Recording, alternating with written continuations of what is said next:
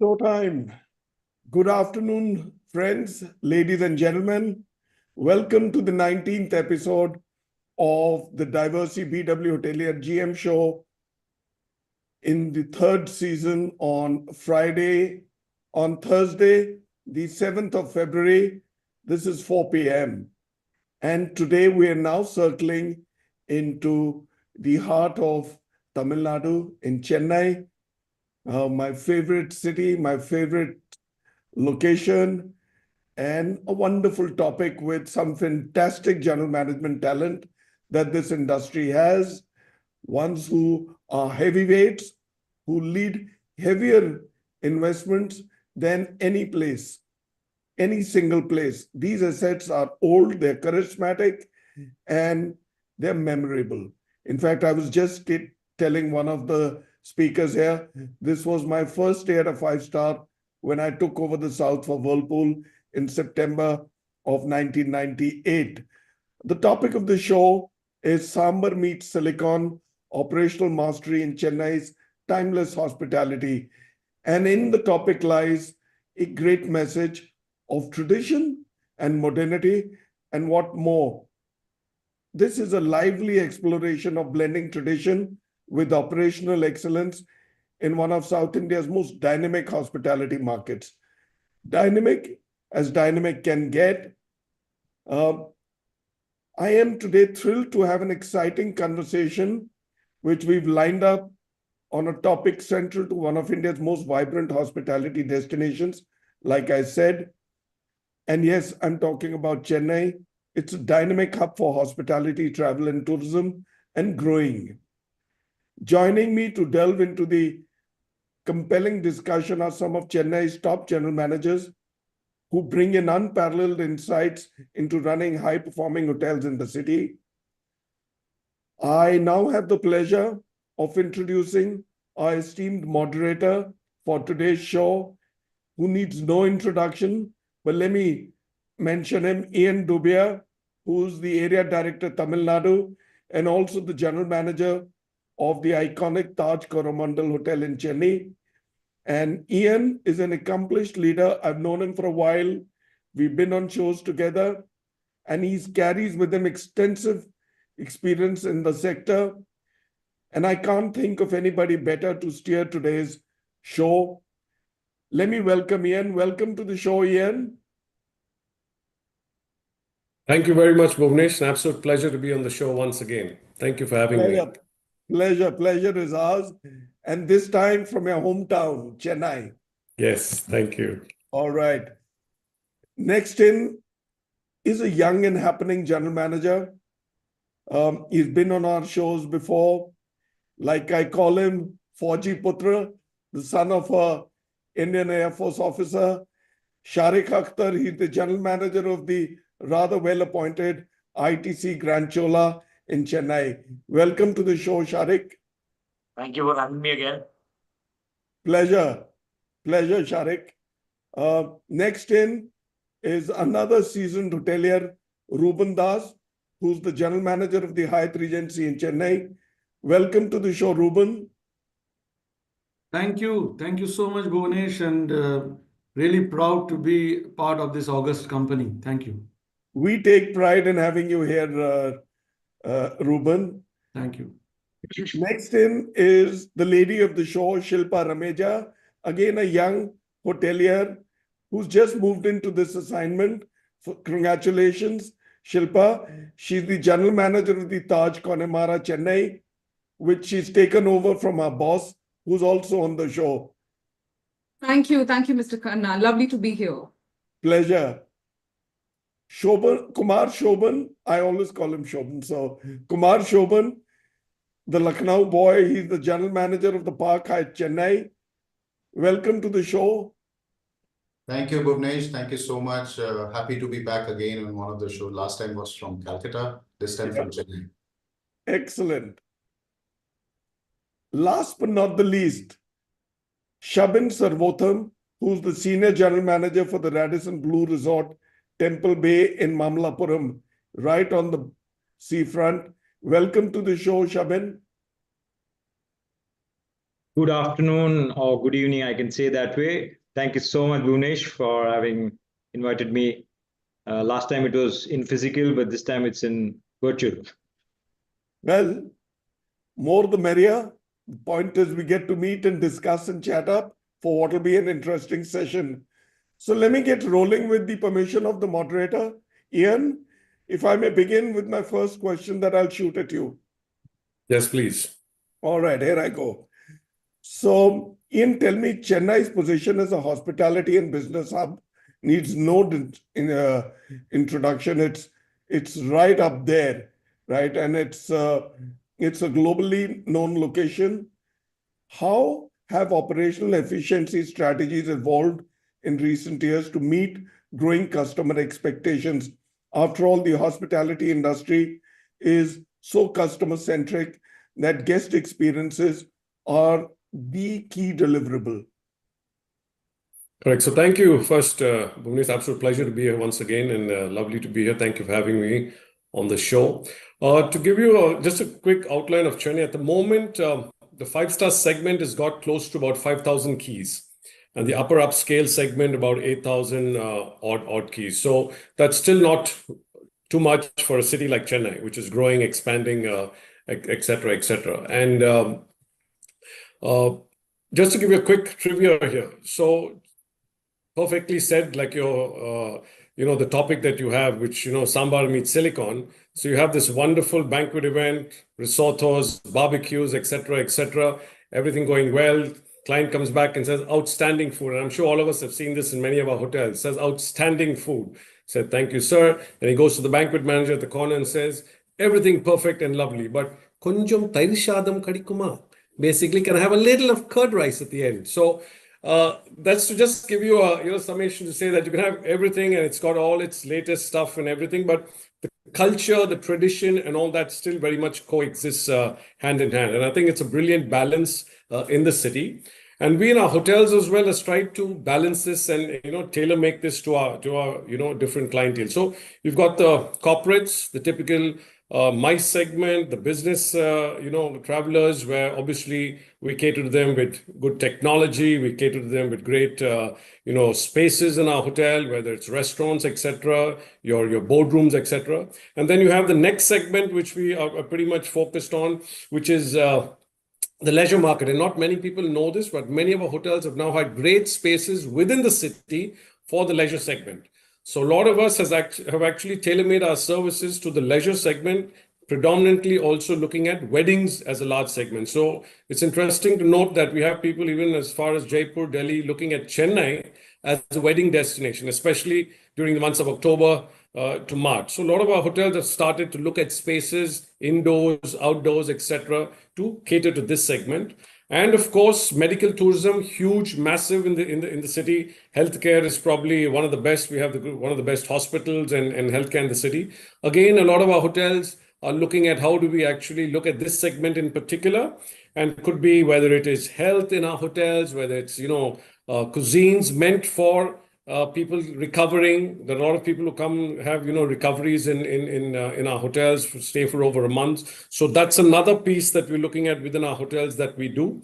And as well as from a sporting perspective, Chennai is becoming a hub a lot for sports. So if you notice, we had the FIDE International Chess recently. We had Formula 4. Right now, as we speak, we've got an International Tennis Federation going on. So a lot of our hotels are also looking at getting this kind of a segment, which is the sporting, segment. So some of our hotels will also probably soon have a pickleball court. Who knows? If you have space, because that's something that people want to do when they come back from work. It's not just straight-jacketed anymore, but I think it's a little bit more experiential, a little bit more, people want to take back some memories. Even though I'm coming just for work, I think people want to take back something. It could be just recently we did something called Men Can Cook. So we had all the gentlemen came back from work, took out their ties, went into the kitchen and started, cooking something up. And, phenomenal response from that perspective too. So I think a lot of our facilities and all that needs to get a little bit more experiential.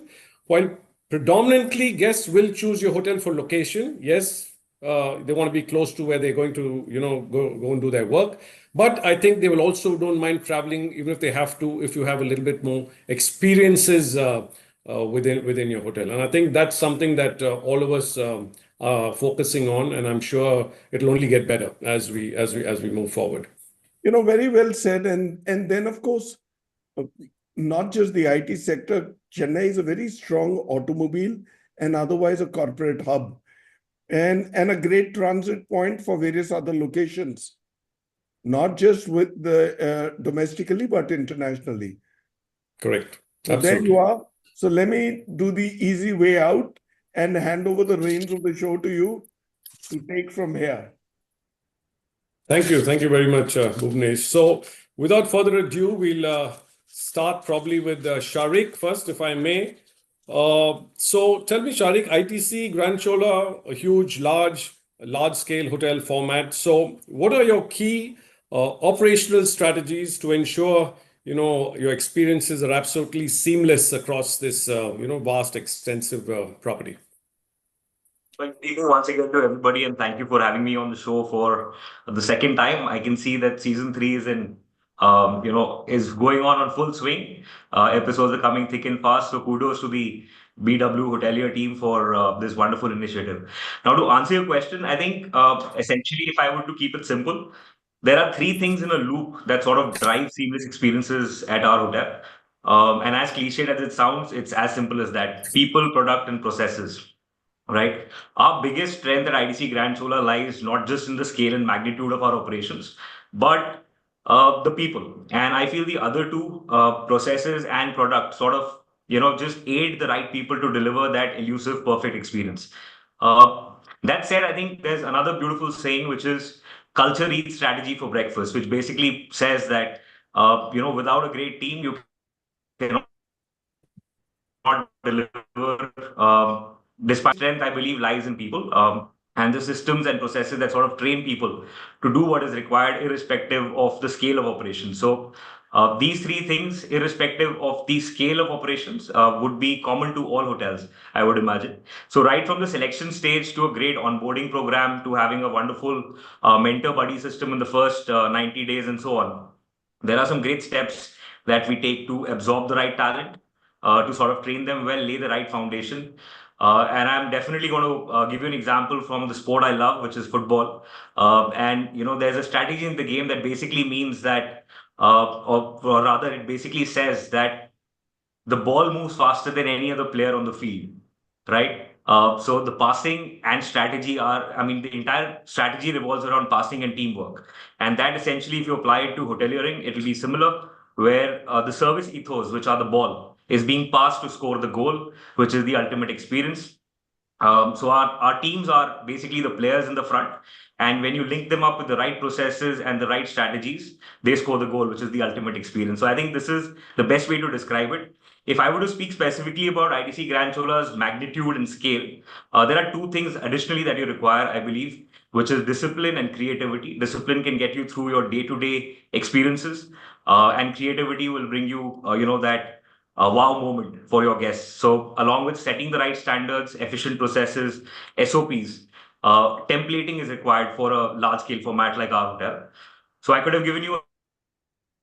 There are a lot of budding hoteliers on this call as well. So, simply put, it's the right processes, backed with the right product and a great team that delivers this right in the front. Great. Thank you, Shaariq. I think well put, people, product, process, and a little bit of creativity thrown in as well will obviously give you a winning solution. But all this coming together, how do you add in sustainability as part of all of this, right? How do you bring in sustainability, especially in a large scale format like that? And is there any particular areas that you focus on in terms of your waste management or energy conservation? So thank you once again for asking me this question. I think responsible luxury and sustainability are at the very heart of what we do at IDC Hotels. And long before it was a really popular subject or a buzzword, we were implementing pioneering initiatives in this field. It is also important to mention that, as a business, or from a business standpoint, rather, our initiatives have helped us not just in being efficient, but have also given the opportunity to our guests to sort of experience luxury with a soul, right? It is today, a deal breaker or a deal maker in many cases. And we experienced that back in Hyderabad together when the Formula E had come there. So the biggest headline a few years back was IDC Hotels achieving the Paris COP 2030 targets on carbon emission couple of years back itself, right? We are also the world's largest hotel and the largest commercial building to achieve the LEED Zero Carbon certification by the US Green Building Council. So there's a whole lot that we do from powering our hotel with renewable energy sources to sort of having electrical boilers that reduce the carbon emissions. Not a single plastic you'll find anywhere in the hotel. Shruna Aqua, which is 0 mile water. We have the atmospheric water generator, which converts the richly available and abundant humidity in Chennai's air into potable water. So there are multiple things that we do. On the the waste conservation, or rather the waste segregation front, again a whole lot happens. The basic thing that we do is organic waste converter that converts food waste into manure for horticulture. In fact, we produce so much that we even help our neighbors with more. So it's not just a nice to have; it's a critical long-term business strategy as far as IDC Hotels and IDC Grand Chola is concerned. We have in a way we sort of future-proofing our operations, reducing costs along the way, and also improving our market position while being an ally to the planet. And this is something that I always think about as a father. What is the world that we're going to be leaving behind for our children? And I think this thought is super important in today's day and age. And I'm honored to be part of IDC Hotels and at the helm of IDC Grand Chola, where sustainability is at the heart of everything that we do. So I hope that answers, your question. Wonderfully. No, absolutely. And I think going forward, it's no more something that's very novel or unique to have. I think sustainability is going to be choices that even clients and guests make. You're a sustainable hotel, I will probably stay with you over someone who's probably not so sustainable. And ESG is the new mantra. All of us know that. While the G part of it we've all been doing, which is the governance, which has always been, I think, the E and the S, the environment and social, is something that a lot more can be done across the board. But thank you, Shaariq, for that. If I may bring in Ruban. Ruban, great hotel, Hyatt, very close to us, the Regency. You got a diverse mix of business and leisure travelers as well. So how do you balance these two segments in terms of your operational strategies for them? Thanks, Ian. A very pertinent question, and thanks to Bhuvanesh and BW Hotelier to bring all of us across in this show. Hyatt Regency Chennai, as you know, is located at the heart of Chennai on Anna Salai, and we would like to call ourselves, if I may use the term, bleisure hotel, which is more and more getting popular. I think you have also touched it, that how spaces are getting created within the hotel for that segment.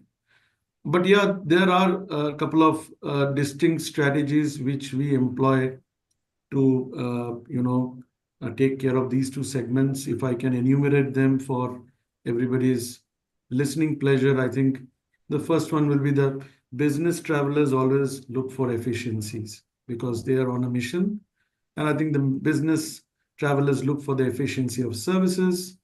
A lot of technological integration is required to keep them at pace. It's a very fast pace nowadays with a lot of gadgets, multitasking around. They would require a seamless integration of technology with the stay, high-speed internet at the meeting venues, inside the rooms, digital check-ins, contactless, mindful eatings, everything combined.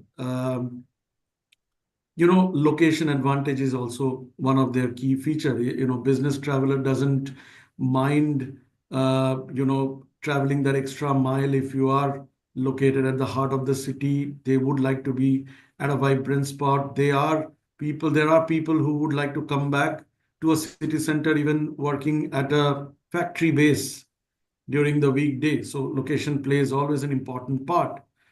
For the leisure travelers, obviously, how to make their stay relaxing, a little bit experiential, as you said, not only within the hotel, but things like city tour, taking a hybrid approach, partnering with local guides, not for a conducted tour, but a personalized tour. Say somebody wants to do some shopping, somebody wants to see some historical places. Why don't you pair up with someone who's a great local guide and can take the guest on a hybrid approach. Family friendly operations. Hyatt always has been having a philosophy of something called VIB, which is we call very, very important babies. And now I think along with that, we take a lot of care and personalization of your pets. We are a pet friendly hotel, and we have seen that, like people love to travel. They give the same importance to their family member as they give to the pets, which is the way of life now. So why not? Multiple dining options is one thing a leisure guest always looks up to, and I know in Coromandel you have got some great restaurants. We also take pride in, showcasing our restaurants here at the Hyatt, and, people love our restaurants. So I think these are some of the, things which we look at to get the ball rolling for our business and leisure travelers. Thank you.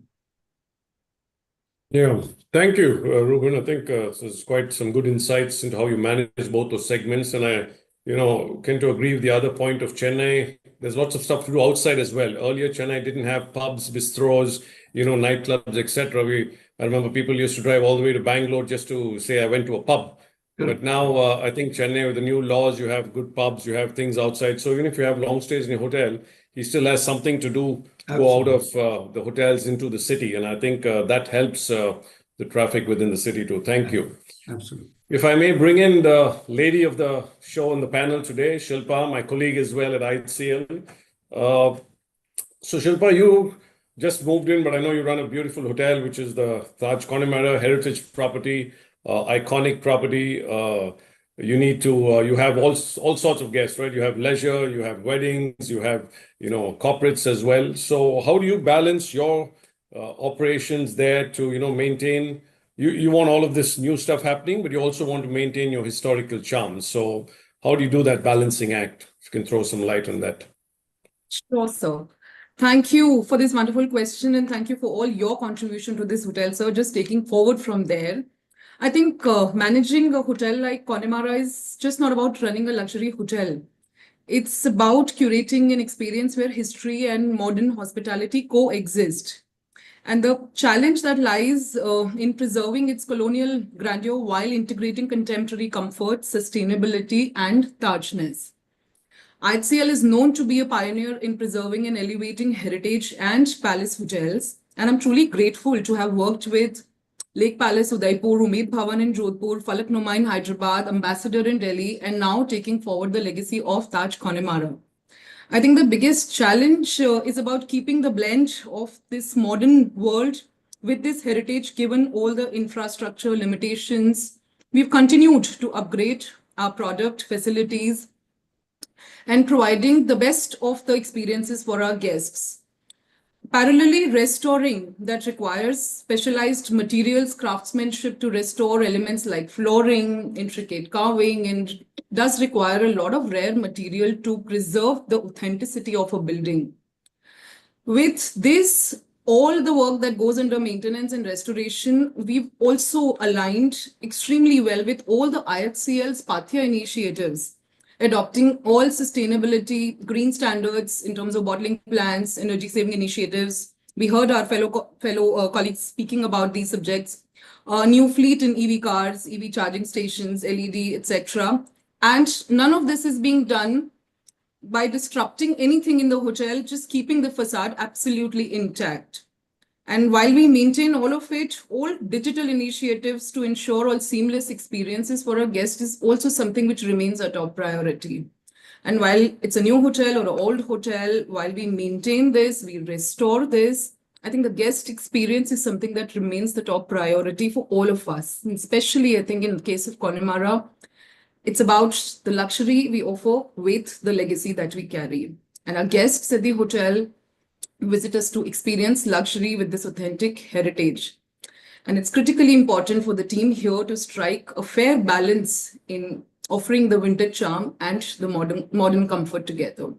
And with heritage hotels like this, we also have a great strength of the senior team members who have been with us for decades, for the guests who have been staying with us for decades, offering that deep knowledge of guest preferences and customizing the services accordingly. And having worked with so many of heritage hotels, I just feel a heritage property must be able to tell a story, offering a guest more than just a stay. It must be able to transport them to another era, delivering the sophistication of this modern luxury available with the blend of all the history that we have to offer. And by preserving and parallelly progressing, ensuring that every detail from the architecture to a guest interaction, we need to honor and respect the legacy while meeting the evolving expectations of all the global travelers today. I hope I did justice by answering this question to the very well hotel that you just stepped out from, sir.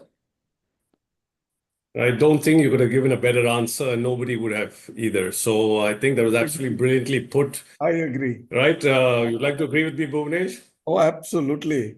Let me be honest, it's stepping into large shoes, but then we did it sooner than her. So I guess that's how it goes on. You have to hold hands and let go. Correct. Absolutely. Take along, sir. Hold hands and take along. Yeah, absolutely. All right. So, thank you so much, Shilpa, for that. Very, very insightful.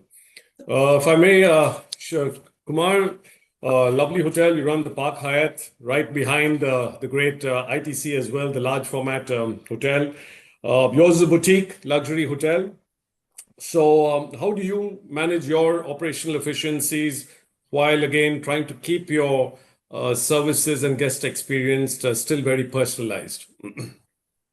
Thank you so much, Ian. And Bhuvanesh, as always, thank you so much for bringing us together. Pleasure.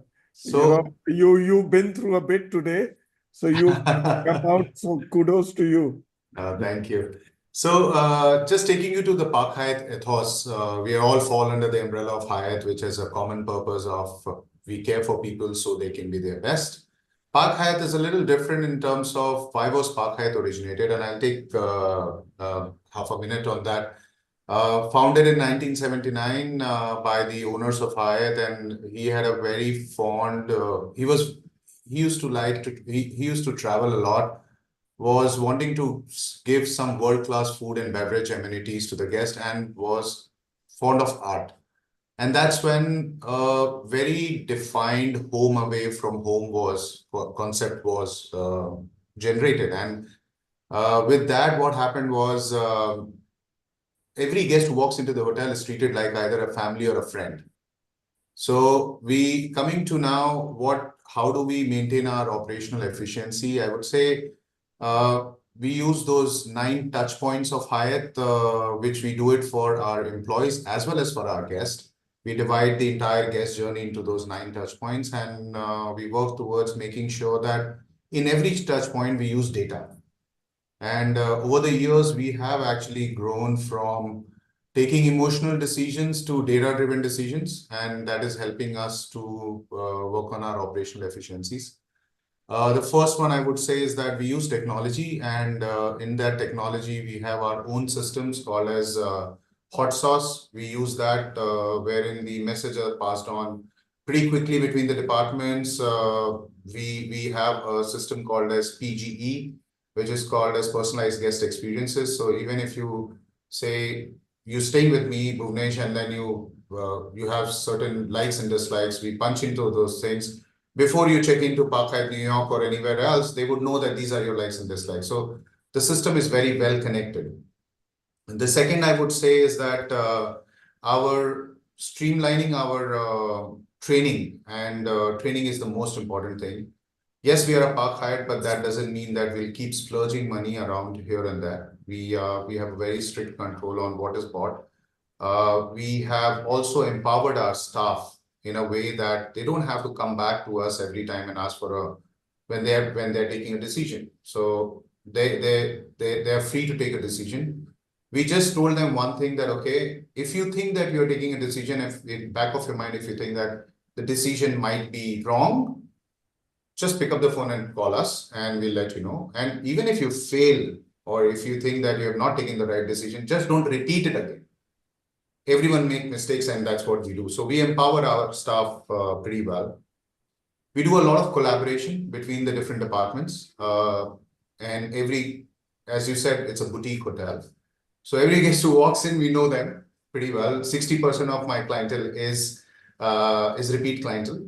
And which is a great sign that even if we increase our pricing, they still keep coming back to us. So that's a great thing. So whenever a guest walks in, we know exactly what they want. And if a guest wants to carry that green apple every day in the morning post breakfast, we don't give him 2 green apples. We give him 1 green apple because that's what he will eat all throughout the day.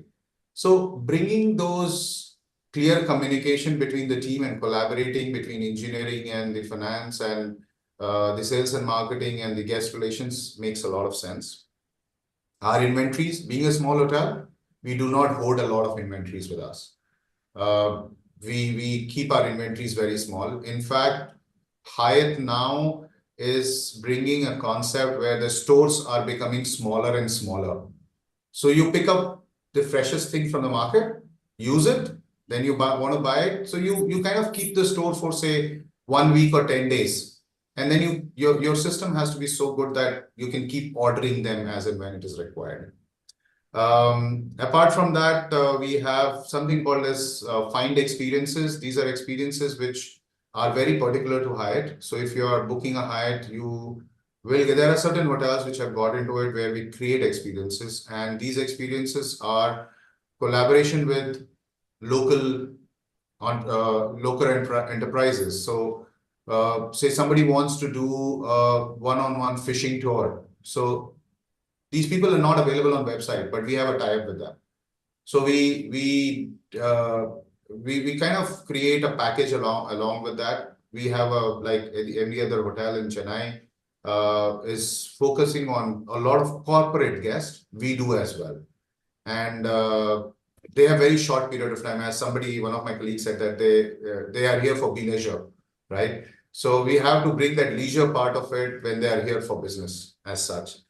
We have a local collaboration, as I mentioned. So we promote. So if you walk on a Saturday and a Sunday, you will see an amma who's there from outside making dosas for our guests, making panirams for our guests. So these are certain things which we have created to ensure that our operational efficiencies are at its peak.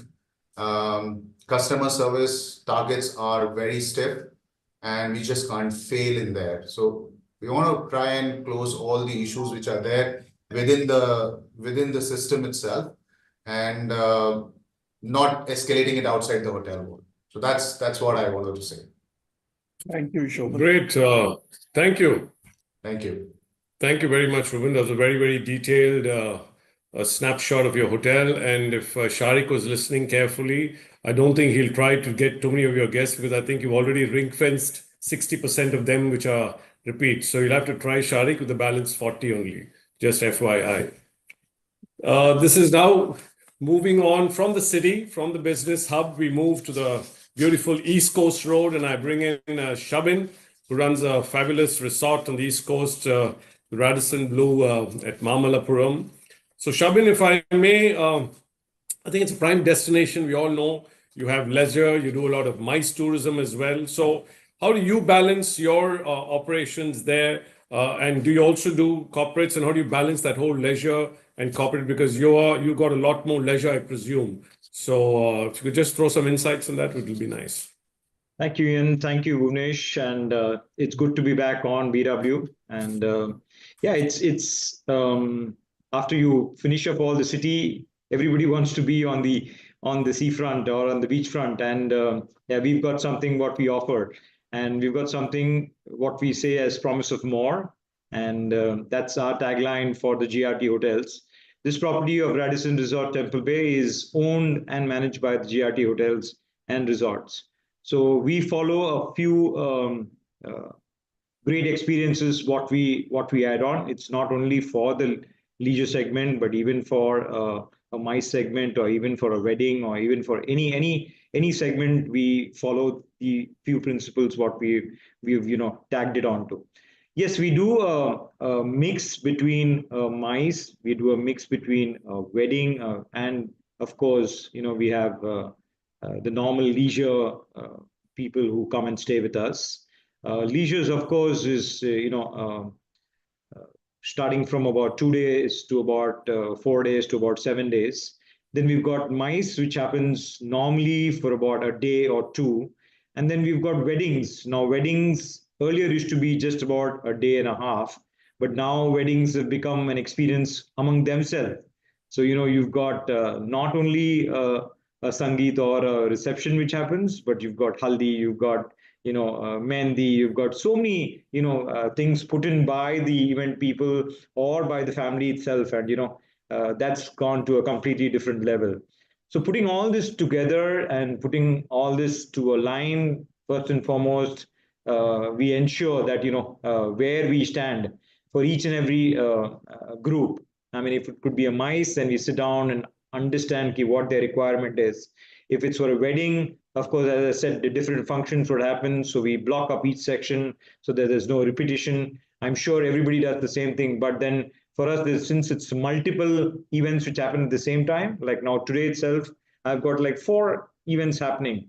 4 events in the sense, we've got a MICE, we've got a wedding, we've got a half wedding happening. And then plus, of course, we've got leisure, segment, which is, coming from Italy and from France. So that's the 4 different, aspects of this. Apart from that, we need to take care of the FID's leisure segment, which comes in. So each one has their priorities, each one has their likes, dislikes. And we put in, as all of you all have already said, that, each one is fed into the system. We have a system which follows, and each one, the moment the guest checks in, it is all tagged and taken care of. And each of the allocations is done. Some people have their allocation of, so I want a ground floor room. Some people want a allocation of a first floor room. Somebody who cannot walk much needs a room as close to the reception or close to the restaurant. Some people, as a family, want to get together. So these are the sort of advantages and disadvantages what we have in a resort, because we are spread this way, not like the building on top. So that's the task what we have in our hands. And, when we have a good team in place, and we, as Shaariq put it across and all my colleagues put it across, the moment we have a good team, we have a good process in place, and we have a good system in place, everything falls correctly and everything falls, on the spot. So that is the challenge on a daily basis, which is handled, without a issue or without a problem, and try and do our best in terms of addressing it out each and every person or each and every segment what has got to do with it. Thank you so much. So Ian, I'll take a short commercial break for 30 seconds, and then I'll circle back to you before you head to Shaariq. Yeah. Yeah, thank you.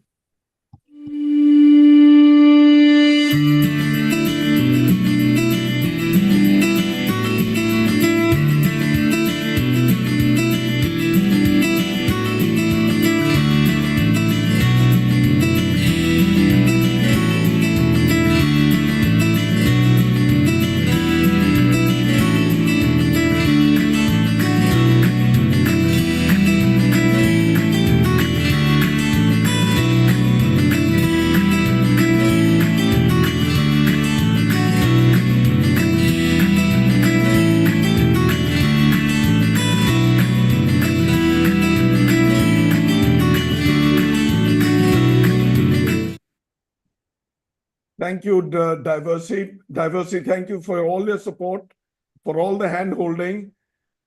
With your able support, we're able to reach this show to all corners of this subcontinent. And it helps us to showcase not just the talent, not just discuss important topics and issues that confront our industry, but we are also able to present a good case for this industry as a preferred career for all aspiring hoteliers. So thank you so much, Diversey. Now let me come back to you, Ian. with another question for you, if I may. Tell me, Please. you've done this, you've done that, you've been here, you've been there, you've done Hyderabad, you've done it all. So tell me, what role does technology play in enhancing operational efficiency in luxury, which you've done for the longest while, and upscale hotels in Chennai? And what trends do you foresee shaping the future of hotel operations? It's extremely critical that we understand technology, we use technology to spare our attention for pressing needs and pressing directions. Absolutely. Couldn't agree with you more, Bhuvanesh, on that last part. And to answer your question, I think technology is pretty much in hotels used threefold. One is to improvise and improve guest experiences.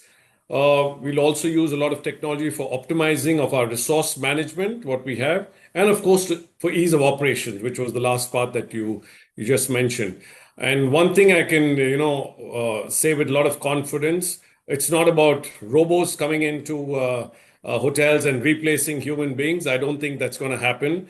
I hope that doesn't happen, because we are in the human touch. We are Homo sapiens, right? We like the human touch, the warmth, etc. And just to add on, recently that we had a wedding and there was a lady who was so thrilled with that whole thing. She kept hugging the front office manager and weeping and saying, even my own family would not have conducted this wedding in this fashion. And she was also weeping because she was also emotional about the whole thing.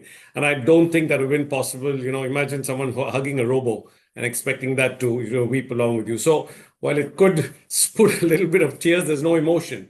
So I think from that perspective, we should move away. That's the first thing people ask: is it going to replace human beings, etc.? But I don't think that's what it's going to do. But yes, technology is going to be very critical, like I said, for improving guest experiences. So, for example, a lot of our hotels are doing it. Some hotels in the city, other chains are starting. Some are in more in a mature phase. Something as simple as mobile keys, right? So people have done away with key cards.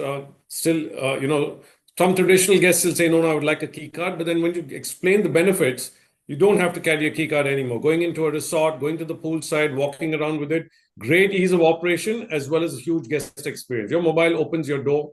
Your mobile, you punch in whatever you want from room service, etc. So that's one part of bringing in technology. Something like we use it at IHCL very extensively. Eco bills. We are completely paperless at check-in and check-out. Not a single paper. You sign in an iPad.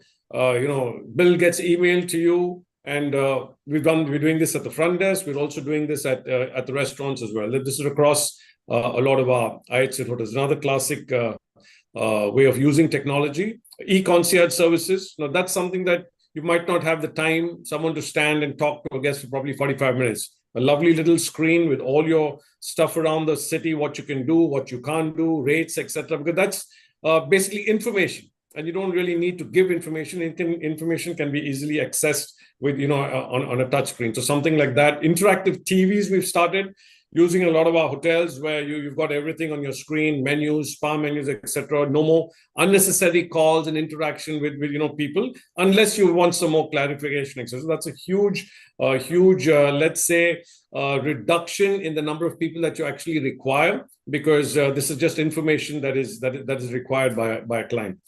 Operational efficiencies, yes, like some of our colleagues on the call touched upon. I think data is going to be very, very key here. How do you use the data of your guests, right? One is obviously the privacy part, which is going to be very critical. I think there's a law that's also just come out, the Indian law, like the GDPR that we have. It's also there right now, which I think is going to be tabled in Parliament and then passed, where privacy of your guests are going to be very critical. So while you use that data, the privacy part is going to be extremely, extremely critical. But yes, using that data, you will need technology. And like some of our colleagues said, the CIS, the Customer Information System, the likes, their dislikes, their preferences, etc., etc. And a lot of technology gives you that assistance to be able to deliver. And what we call at IHCL, we call it Tajness, right? And everything that we deliver with Tajness, a lot of technology helps us in delivering that Tajness through the human, interface. You use a lot of technology even for finance, human resources, because that's another huge area. A lot of us spoke about, people, process, and what a big vertical people is. And I think to get data about people, their movements, whether it's training, etc., I think a lot of technology is required, even from that perspective. Going forward, I think the future will be leveraging AI. Now, how we leverage AI in hospitality is left to be seen, but I think it'll become what we all call, the big data, where hyper-personalized experiences will come into play, like Amazon is doing, like your retail is doing, where you buy something, something else pops up.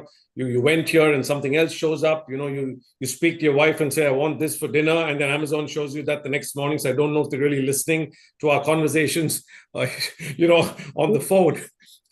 but that's happening. It can also become a little intrusive. Correct. That's why I said that the privacy becomes very. There has to be a fine balance of how far and how further and no more. Absolutely, and that's where I think technology will tell us, right? This is where you end, and this is where the privacy starts. So I think hyper personalization in hotels will soon come about.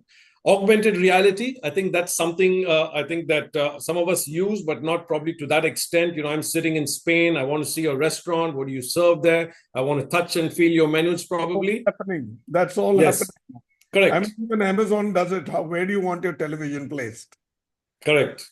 Right. So I think that should also move in a lot into the hospitality, industry. I think that's an area that a lot of us can help. And of course, technology is already being used in cleaning of pools, etc. We use automated robotics, so that's already there. So I think a lot of it is happening in the hospitality industry. Thanks, Ian. So now over to you, and you can begin with Shaariq with his second question. But now going ahead, we'll stay with about 2.5 minutes for each response.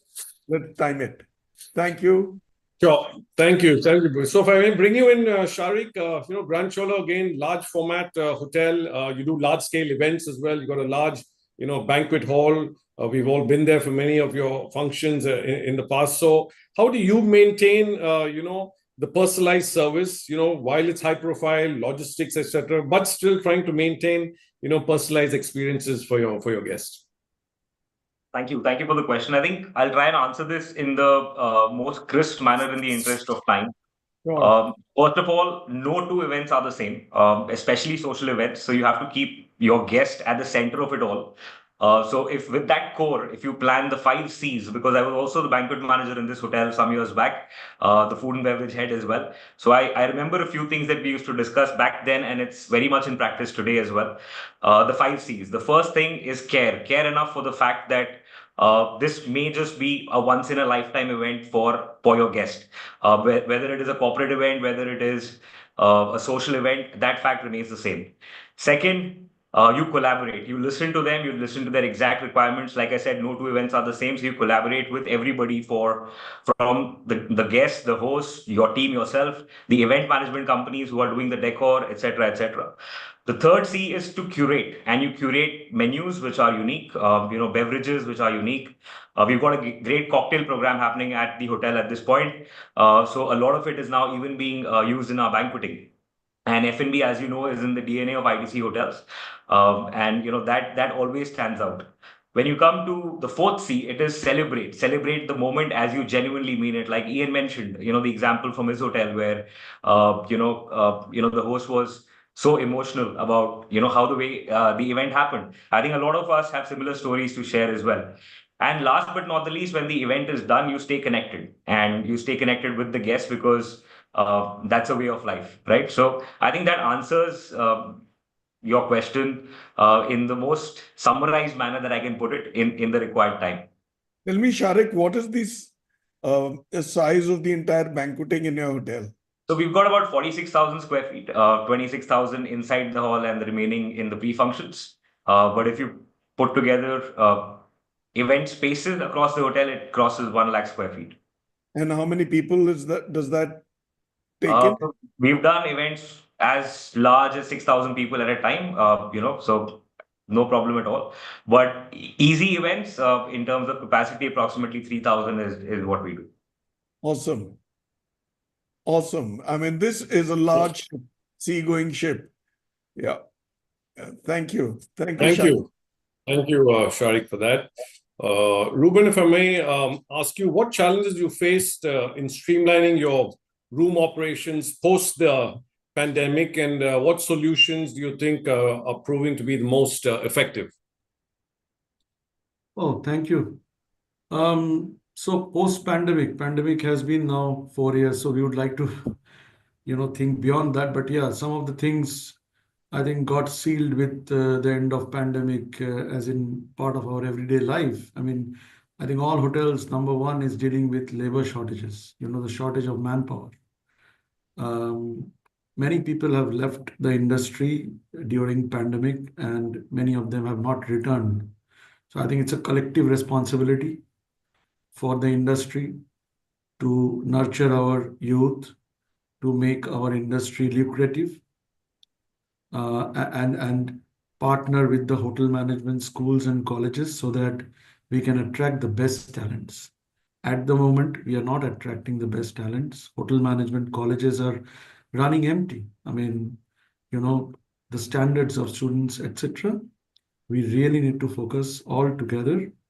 Otherwise, our future is going to be not as good as the present. The next challenge, I would say, is how the guest expectation about the hospitality industry has changed. And it has changed forever. I mean, there was a time cleaning was part of aesthetics, and then we had invented a term called hospital grade cleanliness.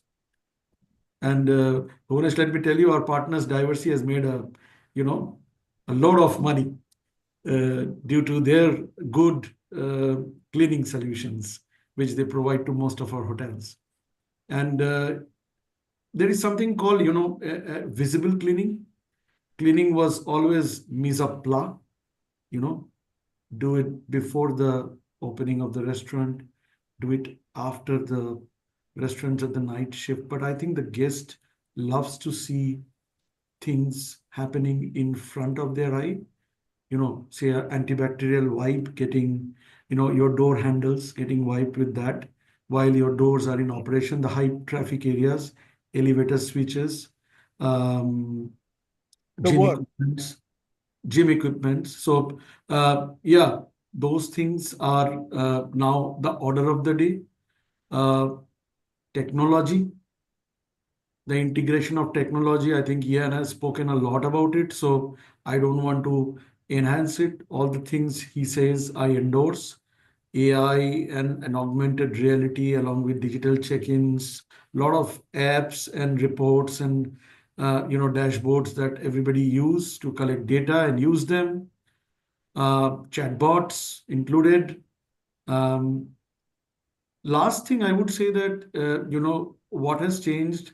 Last two things. One is supply chain management. With the kind of problems we are now facing currently as we speak, with a lot of tariff wars, import restrictions, foreign payment restrictions. I think hotels need to develop homegrown suppliers, sometimes get a hybrid approach to manage things, not rely on one supplier, one brand.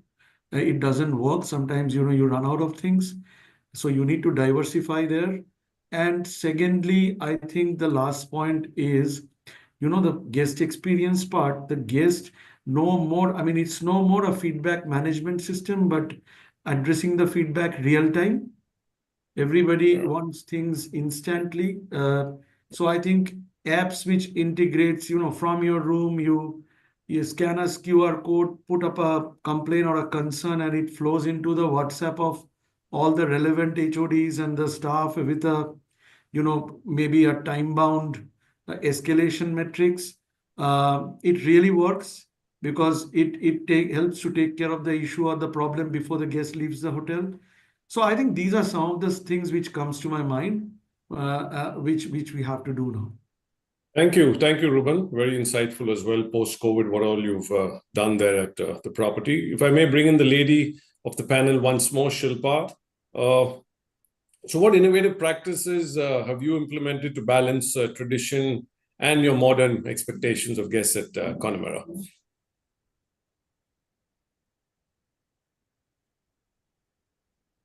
Shilpa, you're muted. Sorry. Yeah. I am so sorry. No, that's No fine. problem.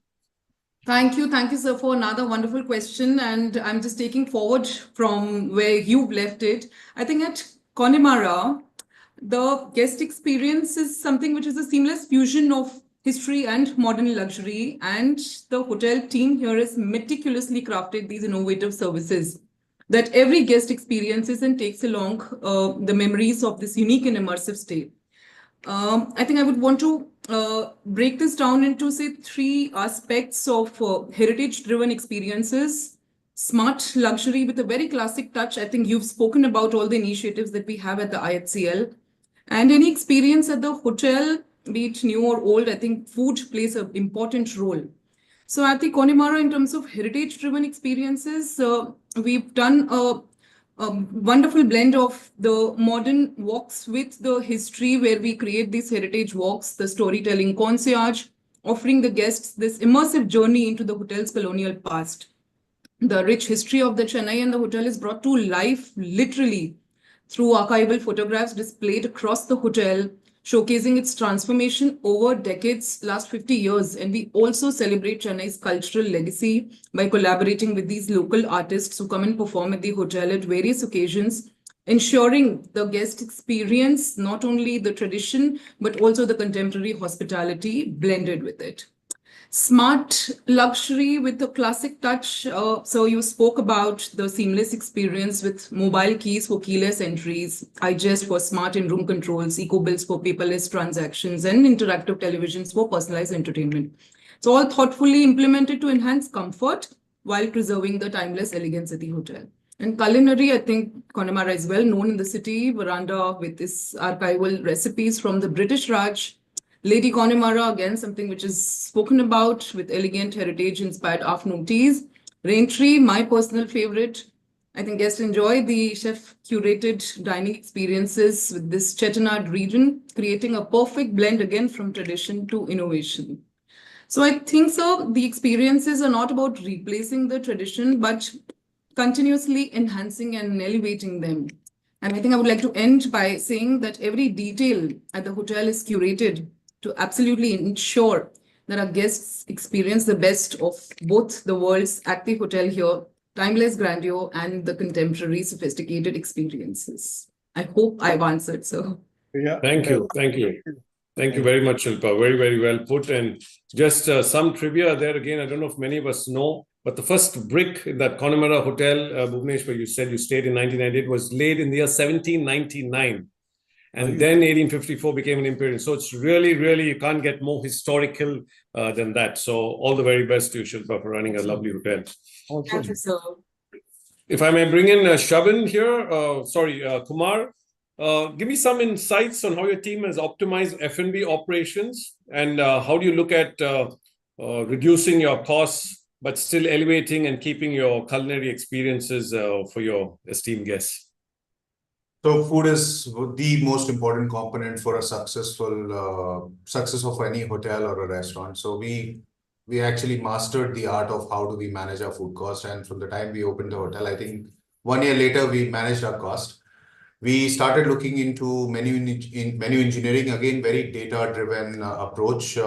Every month we do menu engineering, and every quarter we kind of remove the items which are not working well, bring in new items. So we've created the Flying Elephant, which is our flagship restaurant, into kind of a lab restaurant where our chefs do a lot of experimentation. Bringing in local ingredients is something which is the focus at the moment. We are trying to focus everything within the radius of 100 kilometers, whatever we can get within Chennai. That's the whole idea. Then, of course, inventory management, control system, these are very, very critical thing. But what we have mastered into is bringing newness in our menu every time. We have classics which are liked by everyone, but we kind of kept that to say 30-40%. And the 60% kind of get changed every 3 months. And we have been successful in doing it. But we still have patrons who come back and say that, you know, I loved the dal makhni which you made, or the Adana lamb kebab. So we kind of kept those. It keeps coming back, but we did a little variation here and there because we also want to have some newness in the menu. Apart from that, again, the whole inventory management system connected to our POS, that plays a very, very vital role. Again, being a very small hotel, we do small batch cooking. We don't do large batch cooking. We don't have a humongous banquet space like Shaariq has in the city. So we kind of have managed it pretty well. Thank you. Thank you very much, Kumar, for that. And when I bring in Shabin for the last question of the day, the lovely beachfront location at Mamallapuram. So while you have this beautiful location, Shabin, how do you balance all the environmental considerations, being in the CRZ coastline, etc.? How do you balance that into your operational, efficiencies and strategies so that you give a seamless experience for your guests? Thank you, Ian. Thank you. I think the scenery behind me is the longest pool in entire South India. In India and South Asia, I would say. Now, if you look at the edges of the swimming pool, you will find the water overflowing into the drain. But if you see the cottages, the chalets are just next to it. Now, from the time the inception of the resort was done, the architect was so smart enough that he made the overflow of any rainwater which comes in, falls onto the floor, and then gets filtered onto a second layer just next to the pool. And then again, it goes into the filtration plant or, to the, makeup tank. So the detailing has been happening from those days itself. So anything and everything in our resort is something to just sustain ourselves, to take care of this planet, and to ensure that, we don't damage it in all ways. When I joined the resort in 2006, we had just about 83 coconut trees. Today, I'm a proud owner of 587 coconut trees. So that, counts for it. We bring in all the native, trees so that, that adds a lot of value. I do a lot of agriculture in the premises because, as I said, my size is, from left to right. And so I grow my own vegetables for my guests, for my staff. So my produce over the last year, that is, if you take 365 days, has been close to 12 tons of vegetables, fruits, and all that. So that's, everything what we think about. Not a water we waste and, put it into the panchayat or put it into the, system which is run by the government. Every drop is saved inside the premises. So the entire water what we waste is used for my garden. And I don't buy a single liter of water. So I produce close to, I've got almost about 9 wells with me. I've got 87, rainwater harvesting pits. So when it rains, I collect all that water and, which is supporting my well system. So apart from that, you talk about, your own bottling plant, everything else is secondary. These things which we try and make it as exciting in terms of nature to, make it as close to it. Now, in my premises itself, I've got, close to about 32 varieties of birds, which, are surviving in this place. So we try and see as much as possible to make this a nature's paradise. We have a small note in the room saying that, don't keep your doors open because you might see a reptile just, walking inside. So it might be a squirrel, it might be a small, rat snake or that way, So try and see as much as possible not to destroy nature. Try and see as much as possible because it's an evolution. You cannot. The moment you cut on something, 100% there would be a repercussion against you. So as much as possible, try and see that the cycle continues for years together. And that's what we look for. And that's being the best support from our ownership, from my management, because if that dream is not there from their end, it's very difficult for me to just take care of the place. Thank you. That was wonderful. Thank you. Thank you, Shabin. So we have time for a quick quiz. So let's do one quiz question. Kaun banega crorepati? The first one. And that goes to all of you. So that KBC question goes to all of you. And you just have to give a number. No long responses. So anyone, you can Yeah. take this. And the winner gets to host all of us, all paid over 2 nights and 3 days, and tickets for me. So Shabin, I'll give you the answer. So we don't land up at your place. Lovely. That's why I put the thumbs up first.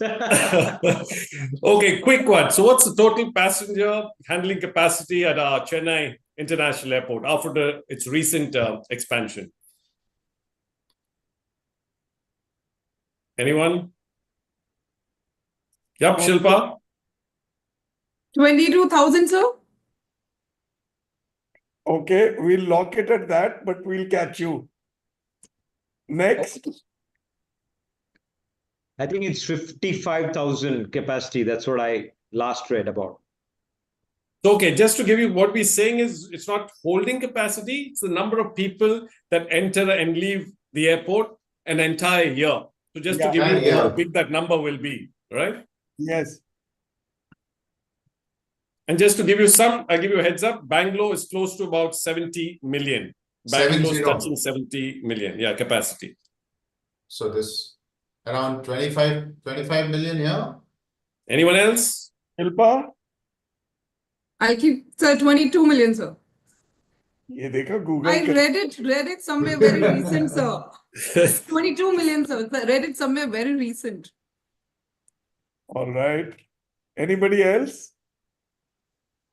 A little higher? So let's 55 million. That's what I read. 55 million. That's what 55,000 per day and 55 million for a year. That's what I felt. That's a lot. Ruban? No, I don't have any idea. I would like to learn from you. Okay, great. That's a better way. So Shobhan has done. Then what about you, Shaariq? Hey, I'm with Ruban on this, and we'll just travel to Mamallapuram since the answer is there, I think. Give it to Shabin. So let me let the cat out of the bag. It's 22 million passengers annually. So you're coming to Connemara then? Yeah. We're coming over there, and then we'll do a swing by from Shabin's place. Thank you so much. So let's sum up the show, Ian, and then I'll get down to closing it. Yeah. So first, thank you to all our panelists. Great, insightful contributions from everyone. Some key takeaways from this. Shaariq, you mentioned and emphasized a lot on sustainability as a driver of operational efficiency and how you do your large format banqueting there as well. Thank you for that. Ruben, you gave us some great insights on how do you tailor make your operations to both cater to business and leisure at the Hyatt Regency. Shilpa highlighted, of course, the great preserving of heritage and modernizing operations and how she juggles between the two and balances it to a perfection.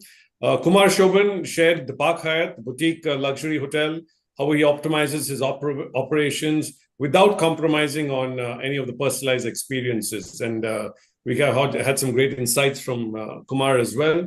And finally, Shabin, great stuff, Shabin, especially the last part of it on how you're so conscious about the environment, your considerations, how you've taken all that into your operations, the amount of saving of water, etc. And I know now when Chennai gets water starved in May, who should we call? All your tanks that you saved during the monsoons, we'll reach out to you. But great stuff there, Shabin, and thank you for that as well. So once again, thank you to all our esteemed panel for sharing their perspectives on this. And over to you, Bhuvanesh. Yeah, of course, a big thank you to Ian. He's held the fort amazingly. I mean, he's got a career going in a few years. So damn good job. Apart from managing hotels, you can now do various shows on the web. Yeah, but thank you. It's always a pleasure getting you to harness and anchor a show and rein in all the speakers who are going over the line. But thank you so much. You're a brilliant brand ambassador for Taj, for the industry, and your hotel, and of course, for Chennai hospitality. Thank you so much. And let me first thank Team BW and Team BW Hotelier for all their support and how they managed to bring out one show after the other, back to back, 4 shows a week, 2 every Thursday, 2 every Friday. And it's not easy. but they do it with aplomb and they do a damn good job. And yes, last but not the least, thank you, Diversey. I'm coming back to you after this short video.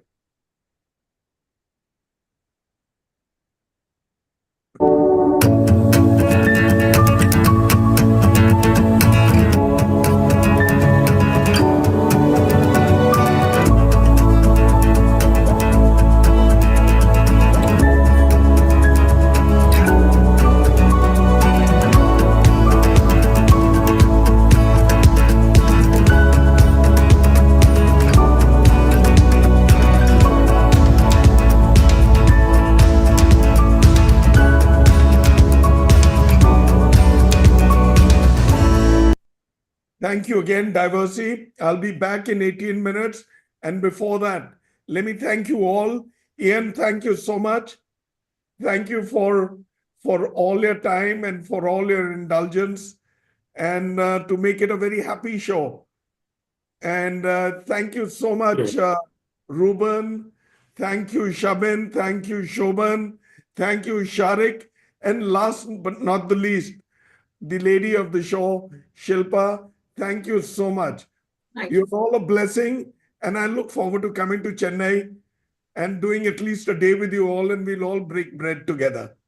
Thank you again. God bless. Thank you very much.